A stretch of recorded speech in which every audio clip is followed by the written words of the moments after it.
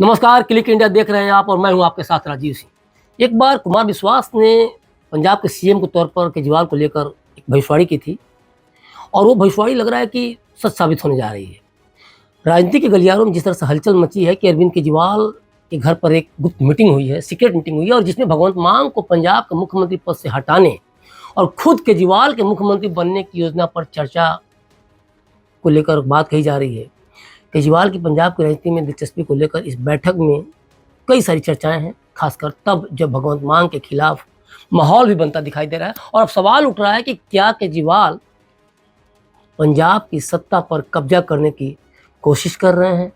देखा जाए तो केजरीवाल लंबे समय से पंजाब की राजनीति में एक्टिव रहे हैं और 2022 के विधानसभा चुनाव में आम आदमी पार्टी ने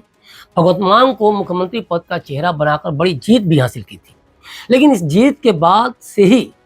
यह चर्चा आम हो गई थी कि मान के हर बड़े फैसले के पीछे केजरीवाल का ही हाथ है, चाहे वो मंत्रिमंडल के मंत्रियों की बर्खास्तगी हो या फिर प्रमुख प्रशासनिक अधिकारियों का तबादला। मान पर अक्सर यह आरोप लगता रहा कि वह केजरीवाल के निर्देशों पर काम कर रहे हैं और इसी कारण उन्हें कठपुतली मुख्यमंत्री के रूप में भी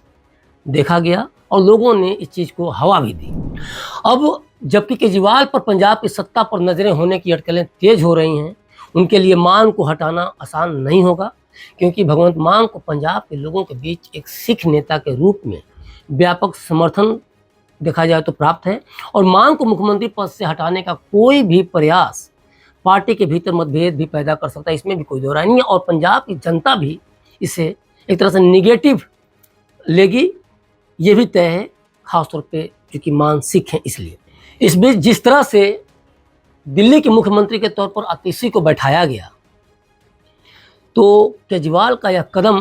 कई तरह की राजनीतिक रणनीतियों को भी उजागर करता है। दिल्ली की सत्ता में केजरीवाल को केंद्र सरकार और उपराज्यपाल के साथ लगातार खींचतान का सामना करना पड़ा है। ये हमने कल स्टोरी भी की थी कि किस तरह से केजरीवाल परेशान थे दिल्ली में और दिल्ली के मुख्यमंत्री होने के बावजूद उनके पास कानून व्यवस्था जैसे मुद्दों पर सीमित शक्तियाँ थीं। ऐसे में आतिशी को दिल्ली की कमान सौंप कर केजरीवाल शायद पंजाब की राजनीति में ज़्यादा प्रभावशाली भूमिका देख रहे हैं या उसकी तैयारी कर रहे हैं, जहां मुख्यमंत्री के पास एक तरह से देखा जाए तो चूँकि पंजाब पूर्ण राज्य है, तो केजरीवाल को ये लगता है कि वहाँ हमें भरपूर पावर होगा, हम वहाँ कुछ भी डिसीजन ले सकते हैं। तो दिल्ली में आतिशी की नियुक्ति कहा जाए मुख्यमंत्री के तौर पर और केजरीवाल का पंजाब की तरफ बढ़ना, दोनों ही राजनीतिक घटनाएं आम आदमी पार्टी की राजनीति में बड़ा बदलाव ला सकती हैं, ये भी तय है। आतिशी एक अनुभवी, एक्सपीरियंस्ड और लोकप्रिय नेता हैं जो दिल्ली के लोगों के बीच अपनी शिक्षा और महिला सशक्तिकरण की पहलों के लिए जानी जाती हैं। बड़े डिसीजन लिए थे जब वे शिक्षा मंत्री थीं। कहा यहाँ तक जाता था कि मनीष सिसोदिया के हर डिसीजन के पीछे के आतिशी का ही हाथ था और केजरीवाल शायद यह सोच रहे हों कि आतिशी को दिल्ली की जिम्मेदारी देकर वह अपनी राष्ट्रीय और पंजाब की राजनीतिक महत्वाकांक्षाओं को पूरा कर सकते हैं। तो ये इसमें भी कहा जाए तो कुछ भी गलत नहीं है। हालांकि यह रणनीति जोखिम से भी भरी है, इसमें भी कोई दो राय नहीं है। अगर केजरीवाल दिल्ली की राजनीति से हटते हैं और पंजाब में खुद को स्थापित करने की कोशिश करते हैं, तो इसका असर दिल्ली में उनकी पार्टी और सरकार पर पड़ सकता है।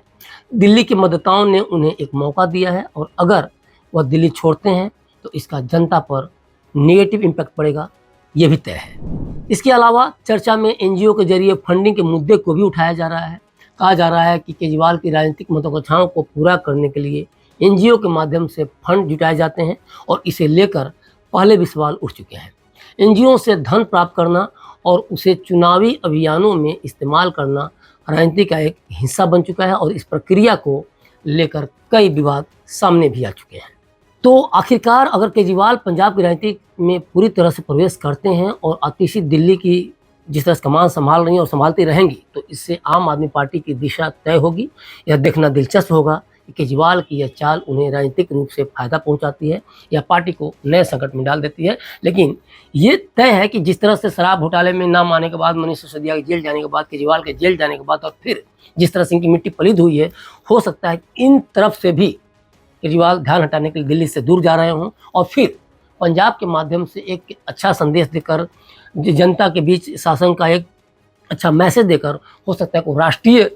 राजनीति में भी बड़े कदम उठाएं,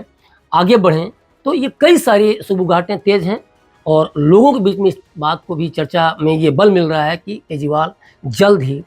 दिल्ली छोड़ के पंजाब के सीएम बनेंगे। अगर भगवंत मान को कोई और जिम्मेदारी दे सकते हैं ताकि सिखों के बीच में एक मैसेज भी सही जाए और सिखों को नाराज करने से भी बच जाए। बहरहाल आपकी इस पर क्या प्रतिक्रिया है हमें कमेंट बॉक्स में कमेंट करके जरूर बताएं और देखते रहें क्लिक इंडिया। शुक्रिया।